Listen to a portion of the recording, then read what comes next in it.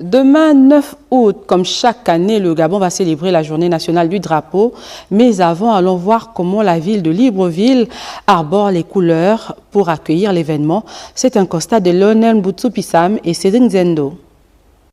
La journée nationale du drapeau, en ce qu'elle vise à cultiver et renforcer l'esprit patriotique, suscite de l'ardeur chez les citoyens. Pour cette édition, le pavoisement de la ville de Libreville constitue bien plus qu'un symbole. Effectivement, c'est un devoir patriotique pour tous les Gabonais de célébrer cette journée, bien évidemment. Que ça nous rappelle justement nos valeurs nationales.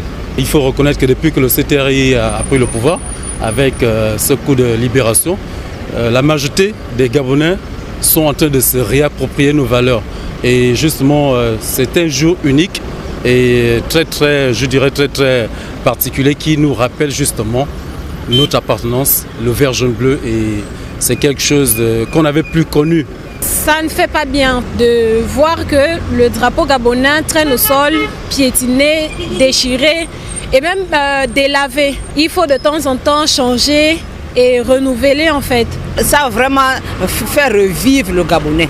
Du bord de mer à l'aéroport international Léomba, en passant par le rond-point de la démocratie, la journée du 9 août s'annonce riche en couleurs. L'occasion pour nous de nous rappeler des valeurs républicaines à observer, chacun à son niveau de responsabilité, et affirmer notre attachement à notre pays. Comme la levée des couleurs, chaque début de semaine, cette journée permet de cultiver l'esprit patriotique tout en favorisant un nouvel essor d'une culture citoyenne. Et comment se préparent les auxiliaires de commandement pour la réussite de la célébration de la journée nationale du drapeau?